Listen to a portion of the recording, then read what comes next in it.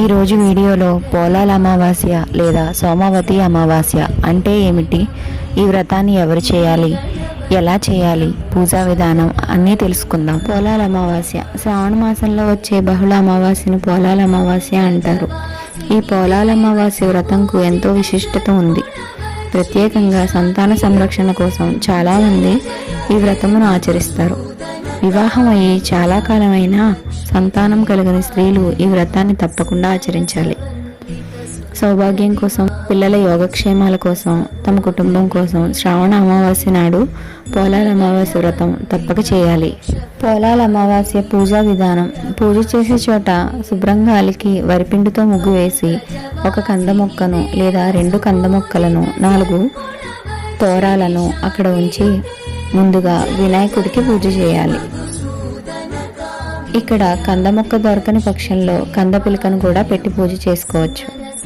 తర్వాత మంగళగౌరీ దేవిని కానీ సంతానలక్ష్మిని కానీ ఆ కంద మొక్కలోకి ఆవాహన చేసి షోడశోపచార పూజను చేయవలను. 9 పూర్ణం బూర్లు మరియు 9 గారెలు, 9 రకముల కూరగాయలతో చేసిన ముక్కల పులుసు అమ్మవారికి నైవేద్యంగా సమర్పించాలి. తదుపరి కథను చదువుకుని కథాక్షతలను శిరస్సును ధరించాలి. అనంతరం బాగా మంచి సంతానవతి అయిన పెద్ద ముత్తైదును పూజించి నైవేద్యం పెట్టిన 9 బూరెలు, 1 తోరాన్ని ఆమెకు వాయనంగా సమర్పించాలి. ఆ తర్వాత కంద మొక్కకు 1 తోరాన్ని కట్టి మరొకటి తన మెడలో కట్టుకొని మిగిలిన తోరాన్ని తన ఆఖరి సంతానం మొలలో కట్టాలి.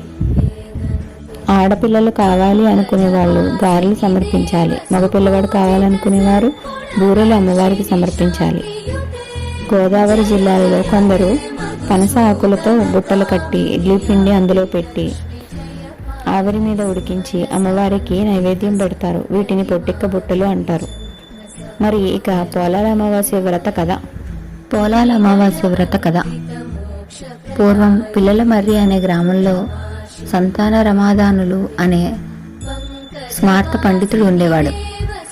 ఆయనకు 7 మగపిల్లలు. అందరికీ పెళ్లిళ్ళయి కోడలు కాపురానికి వచ్చారు.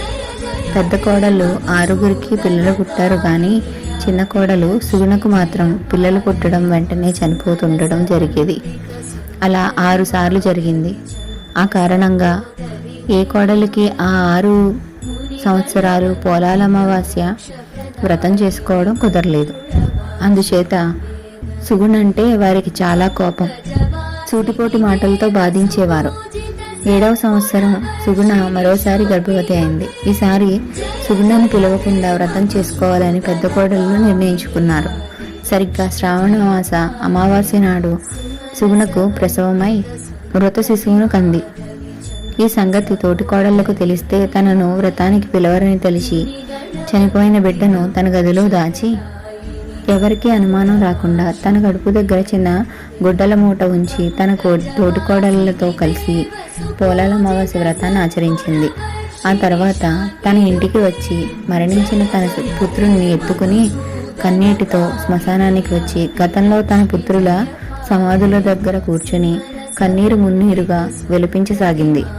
అప్పటికి బాగా చీకటి పడింది. ఆ సమయంలో గ్రామ సంచారానికి బయలుదేరిన పోలేరమ్మదేవి సుగుణ దగ్గరకు వచ్చి ఎందుకు రోధిస్తున్నావు అని అడిగింది. సుగుణ తన కన్నీటి కథను వివరించి చెప్పింది.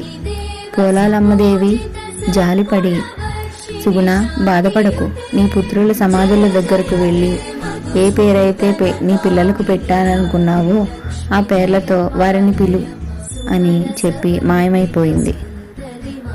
సుగుణ వెంటనే ఆ సమాధూత దగ్గరకు వెళ్ళి తన పుత్రులను పేరు పేరున పిలిచింది. వెంటనే ఆ సమాధుల నుంచి ఆమె పిల్లలు సజీవంగా లేచి వచ్చి ఆమె తల్లిని కౌగిలించుకున్నారు.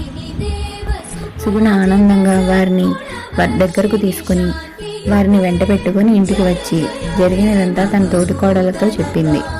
అందరూ సంతోషించారు. ఆనాటి నుండి ప్రతి శ్రావణ అమావాస్య నాడు ఈ వ్రతాన్ని ఆచరిస్తూ పిల్లా పాపలతో ఆనందమయ జీవితాన్ని అనుభవించి తరించింది.